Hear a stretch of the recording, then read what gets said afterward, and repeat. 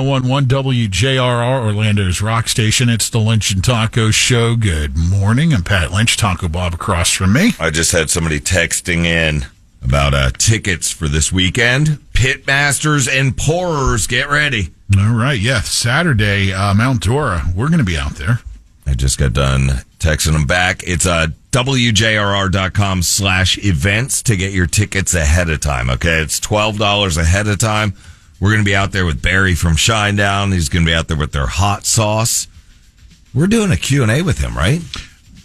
Well, actually, we're going to just put, throw the mic on and BS with him, right? Conduct it and have listeners ask questions. I like that. Even better. So, Mount Dora this weekend. We'll see you out there Saturday, 3 until 8. And Real Radio is going to be out there with us as well, doing some wrestling stuff. We've got our tailgate cook-off going. 5 listeners going to be competing for some great prizes. And plus, bourbon, beer, barbecue. Oh, yeah, we forgot the best part. The bourbon. We love Barry. We love Real Radio. We love, all you. But we have bourbon, we have beer, we have barbecue, and, of course, bacon. So, the good stuff. And BWO stickers. There's one more B involved. It's BBBBB. Check it out. Ready to check it out here? Yeah, sorry. I was getting a little carried away there. A little bit of history made this morning as we provided the live feed for you on our Facebook page. A lot of you were looking at that and commenting. Pretty cool to think that first commercial private spacewalk. It's gotten to this point now with these rockets going off left and right where it's just moving forward very quickly. Successful two-person spacewalk. It was to test out these EVA suits, the extravehicular activity suits, these newly designed. Yeah, you've seen them in the news reports that the astronauts now wear. They look much different from the traditional, big, MTV Moon Man suits. Floating on the moon. And, it was way cool. So, I mean, if you didn't see that, you still can. JRR Facebook page. Yeah. Yeah, those suits are a little more on the hip side. And thank God they worked out. Yeah. I would not want to be the first one out of that spacecraft in a testing out kind of suit. You know what I'm saying? Outside of the spacecraft. Yeah, that one.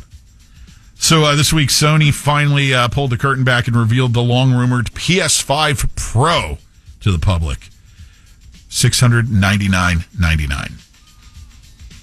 That's $700 for this unit. The good news is that for that price, you're getting a much sleeker machine that's got 67% more computing power and a memory that's 28% faster and higher clock speeds, which is very important to gamers. There you go. That'll make the games you already own look better, and there's no disk drive in the U.S. model. It'll be another $80 for the optical drive. Do people have, disk envy, like gamers? They go, man, his system is so fast latency, and better man. looking. Latency. Okay. Latency. Somebody just asked, BWO stickers this Saturday? Yes, out of Mount Dora.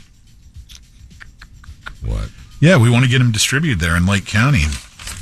I know we've sent some out that way, but... we want you to represent.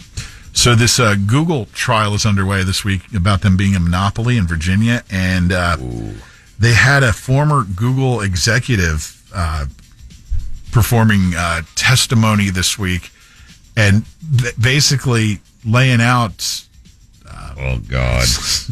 We were told our goal was to crush the competition, which former employees are always the one. But that's the goal of any business that faces competition. It's our goal in our business to crush the competition. Now, granted, there's 50 radio stations. You can't crush them all. Nah. But the ones that are the immediate threat to you short of wishing death upon them, you're out to crush them. Yeah. But I think in Google's case, it's a little bit more of a crushing footprint that's being put on trial here. What do any of us use? Oh, I go to Yahoo search. Right. Or Yahoo. I depending on how this thing comes out, this could really change the complexion of what we've come to know and expect from an online experience. God, we'll see. I have to go back to dial-up. No, I don't think I don't think it'll be that drastic if things go sideways for Google. All I know, if I was that Google employee, I would get a bodyguard fast. just because, we've seen stuff, allegedly. Cryptocurrency scams are becoming more and more and more common. How common were they?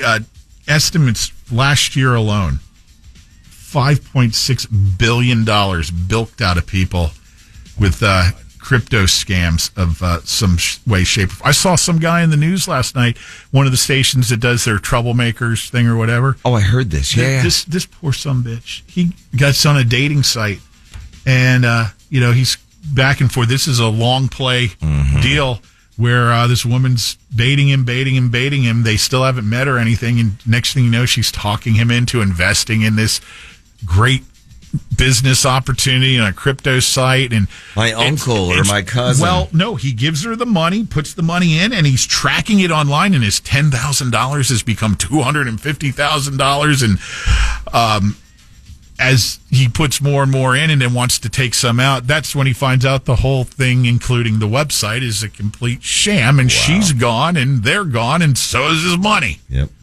And he's still left with his right hand. My uncle has this great hookup.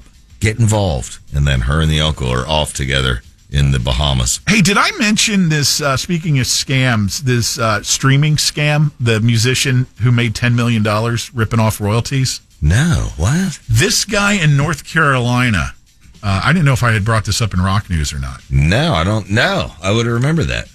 This guy in North Carolina is accused of defrauding streaming services of $10 million through this elaborate scheme using artificial intelligence.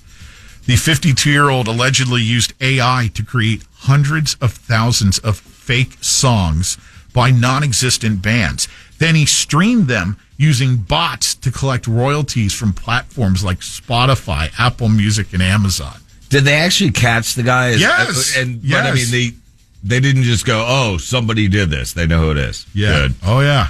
10 million. He's been doing this. Stick it to him. Yeah. Because this AI, Meanwhile, artists are all up in arms about how little they're paid per stream. And, in many cases, they're absolutely right.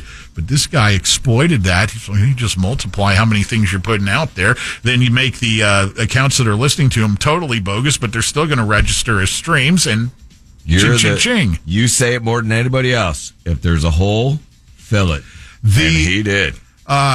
Apple announcement came, about their new line of products that are coming out. And then the day after comes this report that they had talked to consumers about their buying intentions moving forward for new mobile devices. Yeah. This isn't good news, not only for Apple, but for any wireless maker. A lot of consumers at this point are like, look, I'm upgrading my phone on hold for now. Everything's just too expensive. Yeah, the economy's. And that's the last thing. Look, you see mine. I haven't even replaced the little glass screensaver. No. Well, that's just because of laziness. But speaking of screens, new research about the effect that us as parents might have on our young children if we're on the screens too much. Parents who stare at their screens instead of talking to their kids aren't just modeling poor behavior, they could be hindering their children's language development, according to this new study. Parents who use screens more had children who also use screens more, and those children had lower aptitude in grammar and vocabulary, according to a survey done between the ages of 2.5 and 4 years old. Too much screen time makes total sense. So, I mean, think about it. Yeah, it's just, putting out there info for you to take and, act or not act on as you see fit. Remember back when I told you years ago, Chick-fil-A putting the little tower on your table to put your phones in so you'd talk. Yeah. Like normal people do at dinner and lunch. What is this you speak of, talking at dinner? Exactly. Conversation is so crazy. And finally, there's this. Amazon kind of taking a page out of Aldi and Target's playbook. Amazon is launching a new line of budget-friendly food items in an attempt to attract price-conscious shoppers who are ditching name brands to save money. This, gets back to the whole, it's in-store brands now, so Amazon's going to expand upon their offerings, much like many of the big retailers do in grocery store game right now. But, it all just harkens back to, remember way back in the day when you just had generics that were in the black and white labels of whatever it was. This is the same thing, and it's, It was. baking powder. Right. It's just Or- paper towels. Yeah. Check cola. And they used to. Okay, check one. No, that was their in-store brand. Yeah. But I'm talking about the true No, I know generics. the Which, generics, the black and white printed label that would say spaghetti sauce. and I remember the grocery store I worked in. We had them all in the same aisle.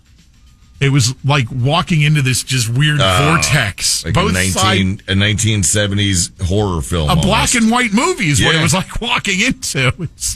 Osowski's, I can't believe they did that. That's Osowski Family Foods, Taco Bob. Yes. Come on, get it right. All right, there Give you them go. the heads against shopping cart because you know it's coming. Let me back up. Oh, go yeah. ahead, quick. This is Pat and his buddies working at Osowski's Family, whatever. Osowski Family Foods, Lake Park, Florida. When they would catch somebody stealing, they would beat him up and drag his head against shopping carts. Go ahead. That's the sound of a gentleman's head. Not a gentleman, a thief. Because that's how we roll. Thank God. Man, that was Bob World Order before its time, baby. That was BWO ahead of time. Yeah, There you go. Lynch and Taco.